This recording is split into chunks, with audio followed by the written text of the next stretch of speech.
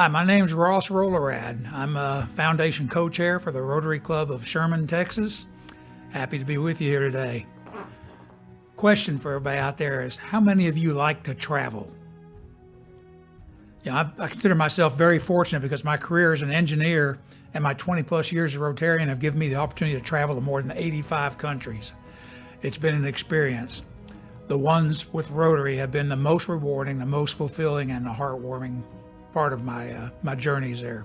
I've been to 2 Rotary NIDs, that's National Immunization Days, one in India in 2004, and then to Ethiopia in 2005. Wife and spouse and I also traveled to Fiji for another Rotary project, and we'll get into that a little bit later. We all know that no one can fix all the ills of the world, but I did discover that we can make real differences in the lives of many. Let's talk about polio. Polio has been around a long time. This is an early Egyptian stone carving that depicts a priest. You see the withered leg and a staff that he's leaning on. This is from thousands of years ago. It's been endemic for thousands of years. This carving is from 1350 BC, so it shows that polio has been around with us a while. One of the problems on these NIDs is accessing the children. They live in remote areas, or they live in countries involved with civil war, especially now. The vaccine has to be, you see down here, has to be in a cooler because it has to be kept at a low temperature to get it to the kids. First NID was in India in February of 2004. Wonderful experience. Another thing about traveling with Rotary is there's some side benefits to it. We got to travel to the Taj Mahal and work with the Rotary Club of Bombay to immunize children. Then when the next thing was Ethiopia, and I've got more on Ethiopia here.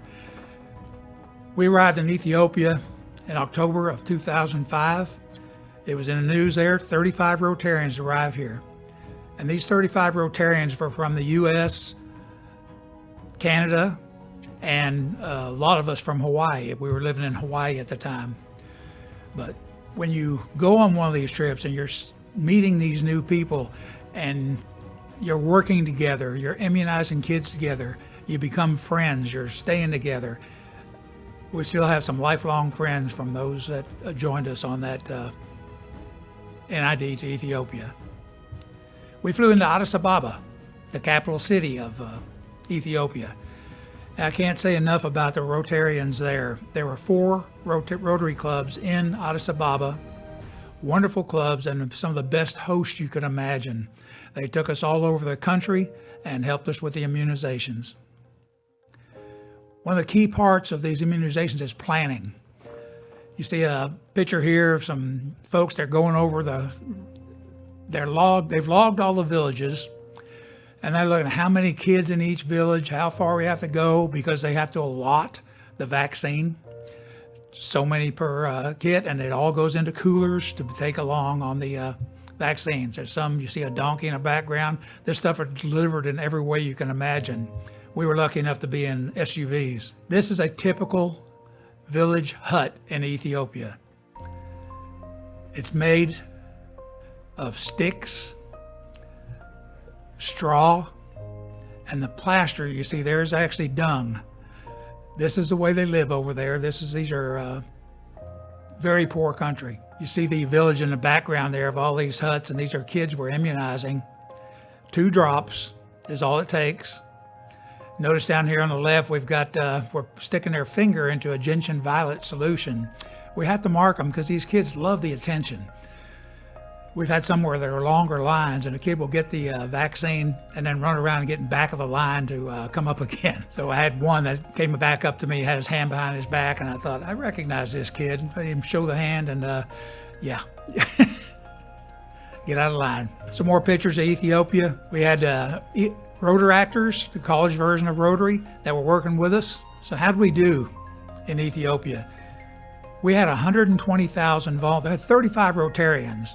We were scattered pretty thin, but we had 120,000 volunteers, 15,000 health workers. And how did we do? 17 million children immunized in 3 days. 17 million children immunized in 3 days. That's the way these NIDs work. and this was a very successful one. We got to travel around Ethiopia and visit other polio-related facilities. This is Cheshire Services. It's a rehabilitation clinic. Interesting thing is they get these kids in there, their legs are all atrophied and their legs are bent. They can't walk. They come in as crawlers. Not a nice term, but that's what it is, crawlers. And I got to help actually doing the re-plaster of Paris. This is called plaster of Paris correction. And these children are later on can walk on crutches, and it changes their lives forever. The one issue is sometimes these kids don't want to leave and go back home. Also in Ethiopia, education centers. The president of one of the Rotary clubs over there, Umberto Croce, was driving down a highway one day, saw these kids under a street lamp reading because they didn't have lights in their home. They didn't have electricity. They didn't have water. All they had were the huts. So they got together. This is in the south of Ethiopia. It's an old government building that they refurbished into a library. When we went in there,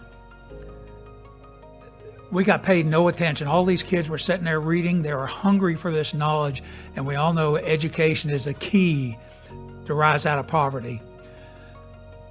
We sent a container load of books over there, sent it through the U.S. Embassy to avoid taxes, and the Rotarians over there are now working on another building that's probably in place now for another study center. Another thing, Rotary Club of Tukwila and the University Rotary Clubs of Seattle, Washington, they donated an ambulance to a town in Ethiopia, and we got to attend that presentation. So many things that a Rotary Club can do to help these countries. This is a potable water project. This is what the water looked like down in the village. Cars are driving through it, cattle are walking into it, drinking, and a lot of misery in that village because this is the water they're scooping up and using for, in some cases, potable service. Ethiopia Enterprise Zone. Doesn't look like much, but Rotary did some small business development through microloans to Ethiopians. This is an Ethiopian version of 7-Eleven. Lady got a $50 loan, and she's selling chiclets, some kind of house goods, things that people can use over there, and actually paid back the loan in kind of a record time. But it seems funny that this can happen, but putting people in business that are motivated to survive and feed their 2 kids was wonderful to see. While in there, another benefit of going on NID is you're already over in that part of the world. So we finished up our 10 days doing the NID and visiting these different locations, and a number of us got on a plane to Kenya, which is next door neighbor to Ethiopia, and I got to fly a hot air balloon over the Serengeti and camera safaris. You see many of the pictures, the animals here, and a Maasai warrior. It was one heck of an experience. Another trip, not on these NIDs, but Fiji, Rotary Homes. We were actually, my spouse and I were there on a church mission trip, but we had made an appointment to talk to Peter Drysdale.